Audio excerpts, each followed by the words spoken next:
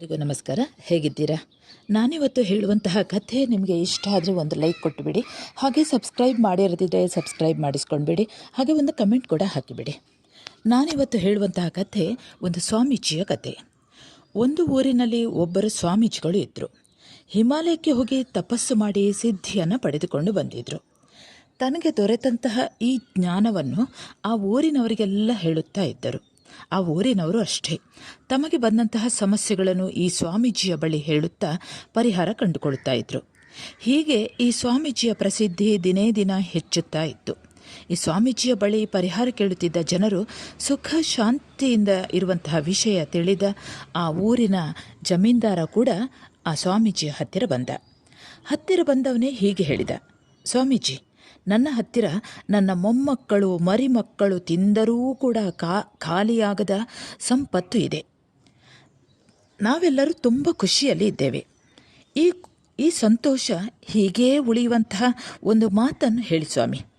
ನಾನು ಅದನ್ನು ಚಿನ್ನದ ಚೌಕಟ್ಟಲ್ಲಿ ಕಟ್ಟಿಸಿ ನಮ್ಮ ಮನೆಯ ಗೋಡೆಗೆ ತೂಗು ಹಾಕುತ್ತೇನೆ ಅಂದ. ಆಗ ಸ್ವಾಮೀಜಿ ಅವನನ್ನೇ ನೋಡಿ ಒಮ್ಮೆ ಕಣ್ಣು ಮುಚ್ಚಿ ದೀರ್ಘವಾಗಿ ಉಸಿರೆಳೆದುಕೊಂಡು ಕಣ್ಣು ತೆರೆದು, ಅಯ್ಯ ಬರೆದುಕೋ ಎಂದು ಹೇಳಿ, ಮೊದಲ ಸಾವು ನಿನಗೇ ಬರಲಿ, ಆನಂತರ ನಿನ್ನ ಹೆಂಡತಿಗೆ, ಆನಂತರ ನಿನ್ನ ಮಗನಿಗೆ, ಆನಂತರ ನಿನ್ನ ಸೊಸೆಗೆ, ನಂತರ ನಿನ್ನ ಮೊಮ್ಮಕ್ಕಳಿಗೆ, ಇದು ಹೀಗೇ ಮುಂದುವರಿಯಲಿ.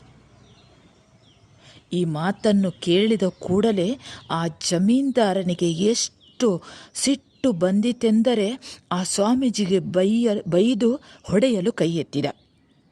ಆಗ ಸ್ವಾಮೀಜಿ ಹೀಗೆಂದರು, ಅಯ್ಯೋ ಮೂರ್ಖ, ಸಿಟ್ಟುಗೊಳ್ಳಬೇಡ. ಇದು ಬದುಕಿನ ಪರಮ ಸತ್ಯ. ಸಾವಿಗೆ ಯಾವತ್ತೂ ಹಿರಿತನ ಅನ್ನುವುದಿಲ್ಲ. ಅದು ಯಾರಿಗೆ ಬೇಕಾದರೂ ಬರಬಹುದು. ಅದು ನಿನ್ನ ಮೊಮ್ಮಕ್ಕಳಿಗೆ ಬರಬಹುದು, ಅಥವಾ ನಿನ್ನ ಮಕ್ಕಳಿಗೆ ಬರಬಹುದು, ಅಥವಾ ನಿನ್ನ ಹೆಂಡತಿಗೆ ಬರಬಹುದು. ಆಗ ನಿನ್ನಲ್ಲಿ ಎಷ್ಟು ಆಸ್ತಿ ಹಣ ಇದ್ದರೂ ಉಪಯೋಗವಿಲ್ಲ. ಅವರ ಮರಣದಿಂದ ಆಸ್ತಿಯನ್ನು ಅನುಭವಿಸುತ್ತಾ ಸಂತೋಷದಿಂದ ಇರಲು ಸಾಧ್ಯವೇನು? ನಿನ್ನ ಹೆಂಡತಿಗೆ ಸಾವು ಬಂದರೂ ನೀನು ಸಂತೋಷದಿಂದ ಇರಲು ಸಾಧ್ಯವೇ? ಜೀವನವಿಡೀ ದುಃಖದಿಂದ ಕೊರಗಬೇಕಾಗುತ್ತದೆ. ಹಾಗಾಗಿ ಸರದಿಯಲ್ಲಿ ಒಬ್ಬೊಬ್ಬರಿಗೆ ಸಾವು ಬಂದರೆ ಈ ದುಃಖವನ್ನು ಸ್ವಲ್ಪ ಮಟ್ಟಿಗಾದರೂ ಎದುರಿಸಬಹುದಲ್ಲವೇ ಎಂದರು. ಹೌದು ಕೇಳುಗರೆ, ಈ ರೀತಿ ಸರದಿಯಂತೆ ಸಾವು ಬಂದರೆ ಎಷ್ಟು ಒಳ್ಳೆಯದಲ್ಲವೇ? ಕಥೆ ಕೇಳಿದ್ರಲ್ಲ, ಹೇಗಿತ್ತು? ಸರಿ, ಇನ್ನೊಂದು ಹೊಸ ವಿಷಯದೊಂದಿಗೆ ನಾಳೆ ಮತ್ತೆ ನಿಮ್ಮ ಮುಂದೆ ಬರುತ್ತೇನೆ. ಅಲ್ಲಿಯವರೆಗೆ ನಮಸ್ಕಾರ.